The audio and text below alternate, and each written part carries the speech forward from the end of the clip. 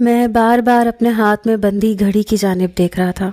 پچھلے 2 گھنٹے سے میں اس گھر کے باہر کھڑا تھا اور اندر میری بھابھی گئی تھی۔ رات کا وقت تھا اور اب تو رات کے 10 بج رہے تھے۔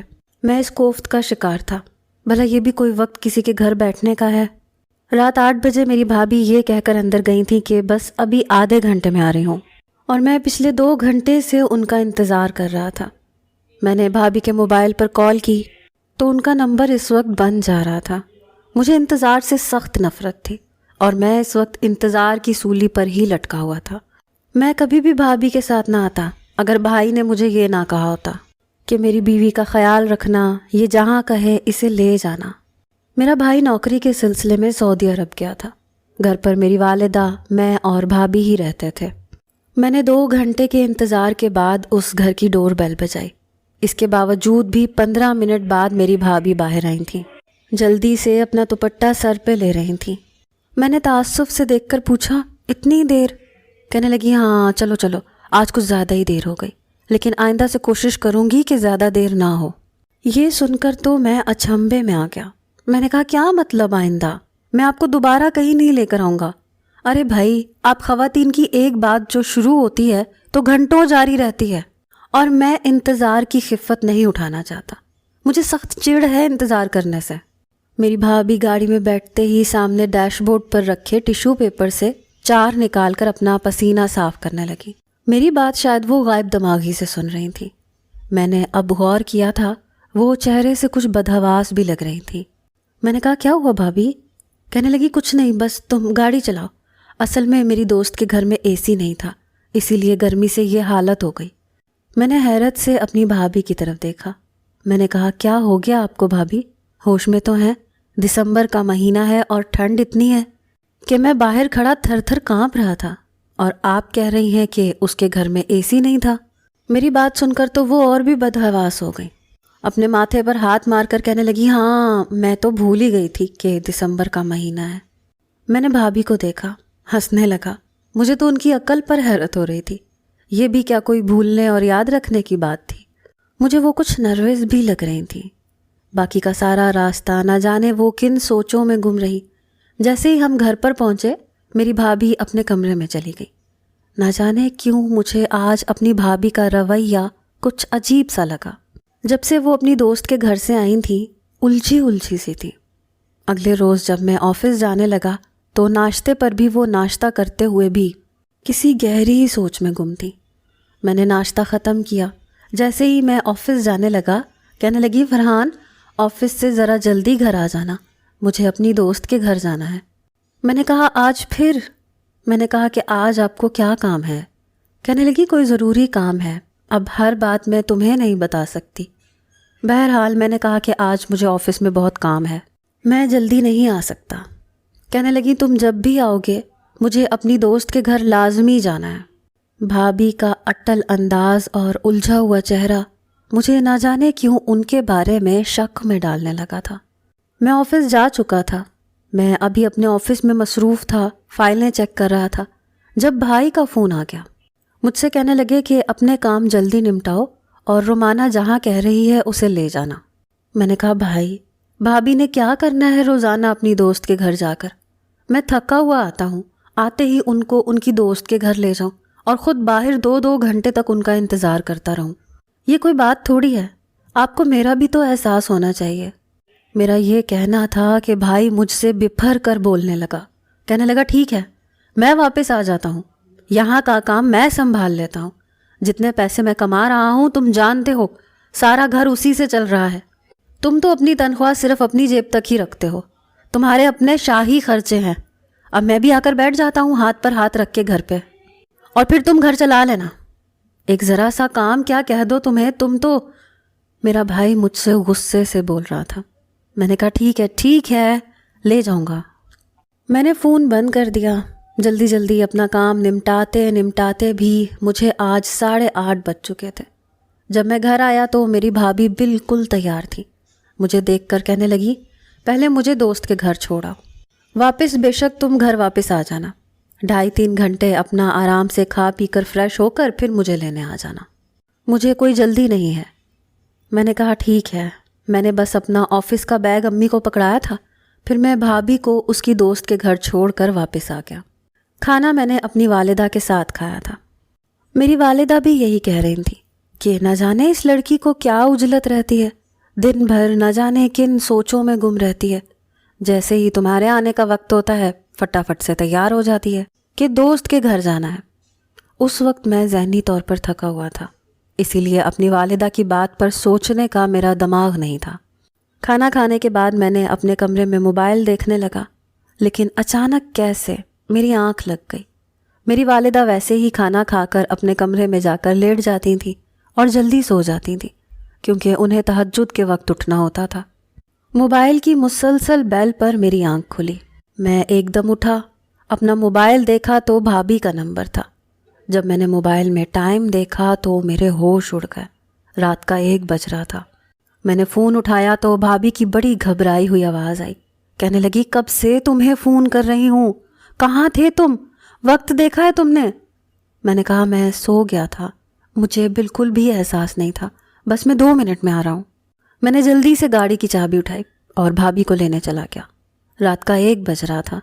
جس علاقے میں بھابھی جاتی تھی وہاں تو بالکل سناٹا تھا۔ وہ نئی سوسائٹی تھی اور وہاں پر ابھی آبادی بہت کم تھی، بس چند ہی گھر بنے ہوئے تھے۔ جیسے ہی میں مطلوبہ گھر کے سامنے پہنچا، مجھے دیکھ کر حیرت کا جھٹکا لگا۔ بھابھی گیٹ سے باہر کھڑی تھی، کافی پریشان تھی۔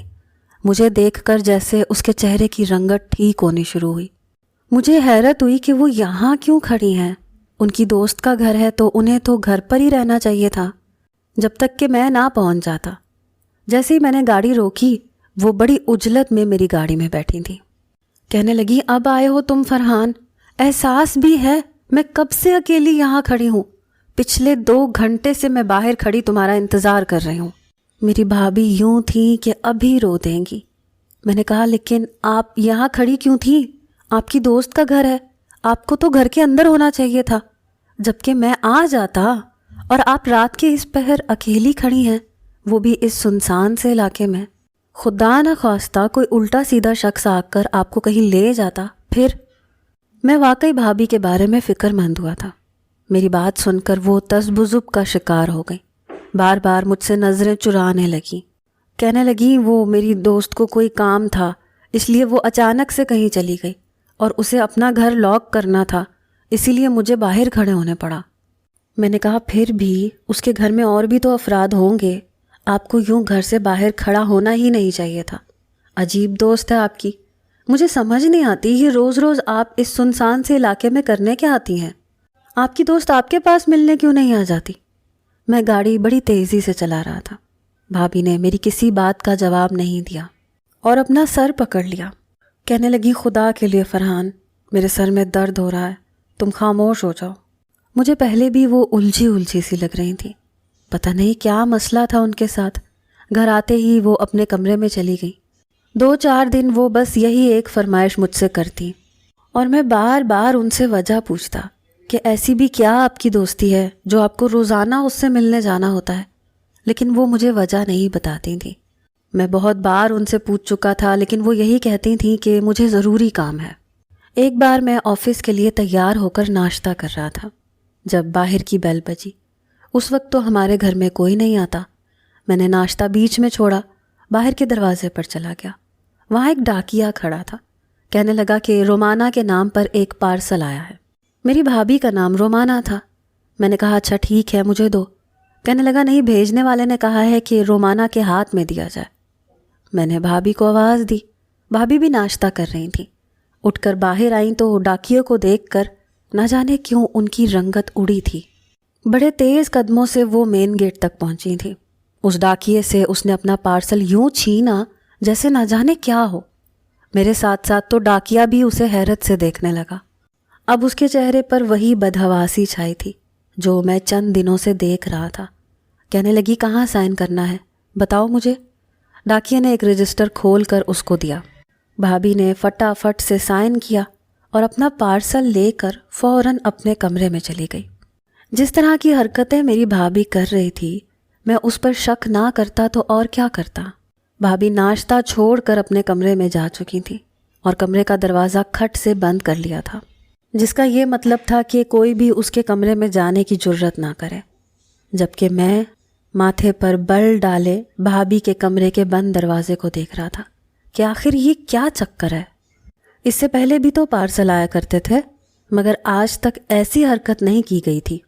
خیر مجھے بھی آفس جانے میں دیر ہو رہی تھی، اسی لیے میں گھر سے چلا گیا۔ ابھی دن کا 1 ہی بجا تھا کہ مجھے ایک بار پھر بھابھی کی کال آئی۔ میں اس وقت ایک ضروری میٹنگ میں مصروف تھا۔ بار بار فون بجنے لگا تو باس بھی گھورنے لگے۔ میں نے موبائل سائلنٹ پر کر دیا۔ آدھے گھنٹے بعد میٹنگ ختم ہوئی تو میں میٹنگ روم سے باہر آیا۔ موبائل آن کیا تو میری بھابھی کی ان گنت مس کالز اور میسیجز آئے ہوئے تھے۔ تبھی ایک بار پھر بھابھی کی کال آئی۔ میں نے جھنجھلا کر موبائل اپنے کان سے لگایا تو دوسری جانب سے بھابھی پھٹ پڑی۔ ان کی آواز بھیگی ہوئی تھی، وہ غصے سے بھری ہوئی تھی، ایسے لگ رہا تھا کہ وہ رو رہی ہوں۔ وہ شدید غصے سے کہنے لگی، کب سے تمہیں فون کر رہی ہوں، کہاں چلے گئے تھے تم؟ کوئی اتنا غیر ذمہ دار بھی کیسے ہو سکتا ہے؟ میں نے فکر مندی سے جواب دیا کہ کیا بات ہے بھابھی، میں کسی پارک میں نہیں بلکہ آفس میں ہوتا ہوں اور میٹنگ اٹینڈ کر رہا تھا۔ آپ رو کیوں رہی ہیں؟ کیا آپ کی طبیعت تو ٹھیک ہے؟ بھابھی کچھ پل کے لیے خاموش ہو گئی۔ جب بولی تو آواز قدرے بہتر تھی۔ کہنے لگی کہ تم ابھی کے ابھی گھر واپس آؤ، مجھے میری دوست سے ملنے کے لیے جانا ہے۔ ایک بار پھر شک نے مجھے جکڑا۔ میں کہنے لگا، کیا بات ہے بھابھی، آپ روز دوست کے ہاں کیوں جاتی ہیں اور اس طرح سے رو کیوں رہی ہیں؟ خیریت تو ہے؟ ایک بار پھر بھابھی میرے سوال کو نظر انداز کر چکی تھی۔ کہنے لگی، فرحان تم گھر آ رہے ہو یا میں تمہارے بھائی کو کال کروں؟ بھائی کا نام سن کر تو ویسے ہی میں ہڑبڑا جاتا تھا۔ فوراً آفس سے چھٹی لی، اپنی بھابھی کو ان کی دوست سے ملوانے کے لیے گھر کی جانب آنے لگا۔ سارے راستے میں اسی بات کو ذہن میں سوچتا رہا کہ ایسی کون سی دوست ہے جو آج تک ہمارے گھر نہیں آ سکی۔ ہمارے بھی دوست تھے مگر ہفتوں بعد مل بیٹھتے تھے۔ صحیح ہے عورتیں باتونی ہوتی ہیں، مگر اتنی بھی کیا کہ بھابھی روزانہ اس قدر حواس باختہ، پریشان اور روتی دھوتی اپنی دوست سے ملنے کے لیے چلی جاتی ہیں۔ کچھ تو گڑبڑ تھی جو بھابھی ہم سب سے چھپانے کی کوشش کر رہی تھی۔ وہ پہلا دن تھا جب میں نے بھابھی کو شک کی نظروں سے دیکھنا شروع کر دیا تھا۔ میں گھر گیا، بھابھی دروازے پر ہی تیار کھڑی تھی۔ فوراً گاڑی میں بیٹھ گئی۔ کہنے لگی، گاڑی ذرا جلدی چلاؤ، اس کے بعد بھلے تم اپنے دفتر چلے جانا، مجھے جب آنا ہوگا میں تمہیں کال کر دوں گی۔ میں نے بھابھی کے چہرے کو بغور دیکھا۔ ان کی آنکھیں سوجی ہوئی تھیں، گلا بھی بیٹھا ہوا تھا، جیسے بے تحاشا رونے کی وجہ سے اکثر ایسا ہو جایا کرتا ہے۔ خیر کچھ بھی پوچھنے کا کوئی فائدہ نہیں تھا، کیونکہ میں جانتا تھا کہ بھابھی کچھ نہیں بتائیں گی۔ میں نے انہیں ایک بار پھر اسی گھر کے سامنے اتار دیا تو وہ بولی، یہاں کیوں کھڑے ہو تم؟ چلے جاؤ، جب مجھے واپس آنا ہوگا تو میں تمہیں بتا دوں گی۔ میں نے بھی وہاں پر مزید رکنا بہتر نہ سمجھا اور واپس اپنے دفتر چلا آیا۔ کسی بھی کام کو کرنے میں میرا دل نہیں لگ رہا تھا۔ میرا ذہن ابھی تک بھابھی کی باتوں پر ہی گھوم رہا تھا۔ اس روز 8 بجے میں بھابھی کو گھر لے کر آیا۔ ان کی طبیعت مجھے ٹھیک نہیں لگ رہی تھی۔ میں انہیں ڈاکٹر کے پاس بھی لے کر گیا۔ ٹیمپریچر تھا تو دوا لے کر گھر آئی۔ بغیر کچھ کھائے پیے کمرے میں گھس گئیں۔ اگلے روز بھائی نے پیسے بھجوائے تھے۔ میری بھی تنخواہ آ چکی تھی۔ میری عادت تھی کہ میں اپنی تنخواہ اور بھائی کے پیسے امی کے ہاتھ پر رکھتا تھا۔ پھر امی مجھے میری تنخواہ کا کچھ حصہ دے دیتی تھیں، جو کہ بقول بھائی کے میری ضروریات کو پورا کرتا تھا، اور باقی بھائی کے پیسوں سے اس گھر کا خرچہ چلتا تھا۔ مگر اس رات وہ سارے پیسے ہی میں نے امی کو دیے اور بولا کہ میں آپ سے کچھ دنوں تک رقم لے لوں گا۔ میری بھابھی بھی وہیں پر موجود تھی۔ مگر اگلا حیرت کا جھٹکا تو تب لگا جب میں نے امی سے پیسے مانگے اور وہ لاکر سے لینے کے لیے گئیں تو وہ رقم موجود ہی نہ تھی۔ امی کا ہاتھ تو بے ساختہ ان کے سینے پر گیا۔ کہنے لگی کہ اتنی بڑی رقم کہاں گئی؟ اس سے تو پورے مہینے کا خرچہ چلنا تھا، اتنی بڑی رقم کہاں خرچ کی جا سکتی ہے؟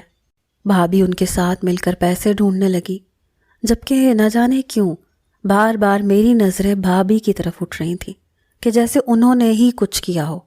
آج تک ہمارے گھر سے پیسے نہیں چوری ہوئے تھے، نہ ہی کوئی باہر کا شخص اس گھر میں آیا تھا، تو پھر پیسے کہاں جا سکتے تھے؟ ہم منہ بول کر بھی بھابھی پر الزام نہیں لگا سکتے تھے، مگر بھابھی کا انداز تو مشکوک ہوتا چلا جا رہا تھا۔ جب بھی ان کے موبائل پر رنگ ٹون بجتی تو وہ بوکھلا جاتی۔ کئی گھنٹوں تک موبائل ان کے کانوں کے ساتھ لگا رہتا، اور ان کی دوست جس کے گھر وہ جا کر کئی گھنٹے بتا دیتی تھی، آخر کون تھی وہ؟ نہ چاہتے ہوئے بھی میں بھابھی پر شک کرنے لگا تھا، مگر سمجھ نہیں آتا تھا کہ اس دماغ کے شک کو لفظوں میں کیسے ڈالوں۔ دن بدن بھابھی کی طبیعت خراب ہوتی چلی جا رہی تھی۔ وہ مجھے ذہنی دباؤ کا شکار لگنے لگی تھی، ہر وقت کھوئی کھوئی رہتی۔ گھر کے کاموں میں بھی ان کا بالکل بھی دھیان نہیں تھا۔ بھائی بھی اکثر شکایت کرنے لگے تھے کہ تمہاری بھابھی کہاں مصروف ہوتی ہے، امی کو بولو کہ گھر میں ملازم رکھ لیں۔ جب بھی میں تمہاری بھابھی کو کال کرتا ہوں تو وہ کہتی ہے مجھے فلاں کام کرنا ہے، مجھے امی بلا رہی ہیں۔ میں نے جب اس بات کا ذکر امی سے کیا تو وہ کہنے لگی کہ یہ تم کیسی باتیں کر رہے ہو، آج تک میں نے بہو پر کبھی بھی گھر کی پوری ذمہ داری نہیں سونپی۔ گھر کے کام جو وہ اپنی مرضی سے کرے وہی کرنے دیتی ہوں، ورنہ باقی خود اور ملازمہ سے کروا لیتی ہوں۔ نہ جانے اس لڑکی کو کیا ہو چکا ہے۔ بھابھی کی وجہ سے گھر میں کافی بے سکونی ہو چکی تھی۔ اب تو اس بات کا اندازہ سعودیہ میں بیٹھے بھائی کو بھی ہونے لگا تھا۔ میں جلد از جلد اس معاملے کی تہہ تک پہنچنا چاہتا تھا۔ ہو نہ ہو، اس کا تعلق اس گھر اور بھابھی کی دوست سے ہی تھا جس سے بھابھی ملنے جایا کرتی تھی۔ اس روز رات کے 8 بجے تھے جب میں گھر آیا۔ سوچا تھا کہ بھابھی سے بیٹھ کر اس معاملے پر بات کروں گا، مگر اس سے پہلے بھابھی تیار کھڑی تھی، کہنے لگی کہ مجھے میری دوست کے ہاں چھوڑ دو۔ میں نے بغیر کچھ سوال کیے انہیں اپنے ساتھ لیا اور جانے لگا۔ بھابھی مسلسل اپنے ہاتھوں کو بے چینی سے مسل رہی تھیں۔ کچھ دیر بعد ہم وہاں پہنچے تو بھابھی گاڑی سے اترتے ہی فوراً بولی کہ تم واپس چلے جاؤ، جب میں کال کروں گی تو آ جانا، میرا انتظار مت کرنا۔ میں نے بھابھی کی بات سن کر سر ہلایا، گاڑی وہاں سے ریورس کر دی۔ بھابھی اندر جا چکی تھیں، مگر میں سوچ چکا تھا کہ آج میں نے کیا کرنا ہے۔ میں نے اپنی گاڑی اس سڑک سے موڑ کر دوسری جانب کھڑی کر دی اور پھر پیدل چلتا ہوا اس گھر تک گیا۔ ہر سو خاموشی تھی، گھر کے اندر سے بھی باتوں کی آواز نہیں آ رہی تھی۔ نہ جانے کیسا گھر تھا، آج تک اس گھر سے کبھی کسی کو نکلتے ہی نہیں دیکھا تھا۔ میں گھر کا جائزہ لینے لگا، دماغ میں کئی سوالات جنم لے رہے تھے کہ تبھی گھر کی پچھلی جانب مجھے ایک کھڑکی نظر آئی۔ وہ کانچ کی کھڑکی تھوڑی بہت کھلی تھی، اگر میں اپنے ہاتھ کا استعمال کرتا تو جالیوں سے اندر لے جا کر اسے مزید کھول سکتا تھا۔ میں نے ایسے ہی کیا۔ بڑے ہی دھیان سے میں نے اس کھڑکی کو اپنی چھوٹی انگلی سے مزید کھولنا شروع کر دیا، اتنا کھول دیا کہ مجھے گھر کا اندرونی منظر دکھائی دے سکے۔ وہ ایک کمرہ تھا، اس کمرے کا دروازہ بھی خوش قسمتی سے کھلا ہوا تھا، سامنے لاؤنج پورا دکھائی دے رہا تھا۔ مجھے حیرت کا جھٹکا تو تب لگا جب میں نے سامنے کا منظر دیکھا۔ میری بھابھی وہاں صوفے پر بیٹھی ہوئی تھی، اس نے اپنا سر گھٹنوں پر رکھا ہوا تھا اور وہ بلک بلک کر رو رہی تھی۔ اگلے ہی پل اس نے ہاتھ جوڑ لیے، روتے ہوئے کہنے لگی، خدارا میری جان چھوڑ دو، میں مزید تمہارے لیے کچھ بھی نہیں کر سکتی، تم کیوں میرے پیچھے پڑے ہوئے ہو؟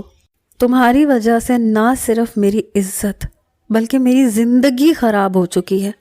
اگر یہ بات میرے شوہر کو پتہ چل گئی تو وہ مجھے کبھی بھی اپنے ساتھ نہیں رکھے گا۔ بھابھی کے الفاظ میرے سر پر پہاڑ توڑ رہے تھے۔ اگلے ہی پل دیوار کی اوٹ سے ایک لڑکا برآمد ہوا جس نے بھابھی کو بالوں سے دبوچ لیا، کہنے لگا، تم تو میرے لیے سونے کی چڑیا ہو، میں تو تمہیں بالکل بھی نہیں چھوڑ سکتا، تم ہر حال میں یہاں آؤ گی، اگر تم نے انکار کیا تو مجھ سے برا کوئی نہیں ہوگا۔ جیسے ایک بار پہلے ڈاکیے کے ہاتھ تمہارے گھر تمہاری نازیبا تصاویر بھیجی تھی، اس دفعہ تمہارے ہاتھ میں نہیں بلکہ تمہارے دیور کے دفتر میں، اور سعودیہ تمہارے شوہر کے پاس پہنچا دوں گا۔ اس سے بہتر ہے کہ تم میری ضرورت پوری کرو۔ بھابھی نے یہ الفاظ سنے تو دنگ رہ گئی، رو کر کہنے لگی کہ میری سب سے بڑی غلطی یہ تھی کہ میں نے تم جیسے بد کردار اور گندے شخص سے محبت کی۔ میں تو سوچ بھی نہیں سکتی تھی کہ تم اس قدر برے ہوگے۔ ہمارا رشتہ ختم ہو چکا تھا، میں نے سچے دل سے اپنے شوہر کے ساتھ، سسرال والوں کے ساتھ وفا کی، مگر تم میری اچھی تصاویر کو نازیبا بنا کر اب مجھے ہی بلیک میل کر رہے ہو؟ تو وہ لڑکا ہنس کر کہنے لگا کہ یہ صرف میں اور تم جانتے ہیں کہ وہ تصاویر نقلی فوٹو شاپ کی ہوئی ہیں، جبکہ باقی پوری دنیا اس بارے میں بالکل نہیں جانتی، اسی لیے جو میں کہوں وہی کرتی جاؤ۔ میں نے جب یہ سنا تو ساری کہانی سمجھ چکا تھا۔ وہ لڑکا بھابھی کو بلیک میل کر رہا تھا۔ شادی سے پہلے محبت تو ہو ہی جاتی ہے، میری بھابھی کو بھی ہوئی تھی، مگر شادی کے بعد وہ میرے بھائی کے ساتھ مخلص تھی، مگر یہ لڑکا میرے بھائی کی دولت کی خاطر اب بھابھی کو بلیک میل کر رہا تھا۔ خیر، میں جان چکا تھا کہ اب مجھے کیا کرنا ہے۔ میرے لیے یہ بات بڑی فکر مندی کی تھی۔ کچھ دیر بعد بھابھی کی کال آئی تو میں انہیں لینے آیا۔ آج بھی بھابھی بالکل ویسی ہی پریشان اور الجھی ہوئی تھی۔ میں نے بھابھی کو گھر پہنچایا، پھر واپس وہیں آیا۔ میں نے اس لڑکے کا موٹر بائک نمبر نوٹ کر لیا تھا۔ میرے لیے اس کا پتہ نکلوانا ہرگز مشکل نہ تھا۔ اسی پل میں نے پولیس افسر دوست کو کال کی اور وہ اس گھر میں پہنچے جہاں وہ میری اور میرے بھائی کی کمائی کے پیسے بھابھی سے منگوا کر عیش کر رہا تھا۔ پولیس نے اس سے اور اس کے دوستوں کو منشیات سمگل کرنے کے الزام میں پکڑ لیا۔ وہ بیچارہ تو خود بھی نہیں جانتا تھا کہ آخر یہ کیس اس پر بن کیسے گیا، مگر میں جانتا تھا کہ ایسوں کے ساتھ ایسے ہی ہونا چاہیے۔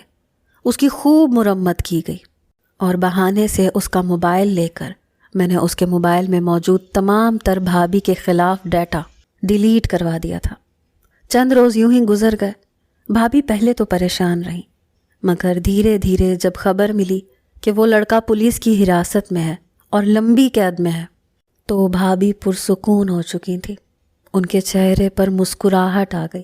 جی تو چاہا کہ بھابھی کو بتاؤں کہ میں اب سب کچھ جان چکا تھا اور آپ کی مدد بھی کر دی، مگر پھر کچھ سوچ کر خاموش ہو گیا کہ کہیں بھابھی یہ سن کر ٹوٹ نہ جائیں، شرمندہ نہ ہو جائیں، اور میں تو ان کے بھائی جیسا تھا، پھر ان کا بھرم کیسے ٹوٹنے دیتا۔ اس روز کے بعد سے بھابھی گھر میں خوش رہنے لگی، گھر کے کاموں میں ہاتھ بٹانے لگی، جبکہ گمشدہ پیسوں کو میں نے ہی امی سے بہانہ بنایا کہ میں نے وہ ضرورت کے لیے اٹھائے تھے، بس آپ کو بتانا بھول گیا تھا۔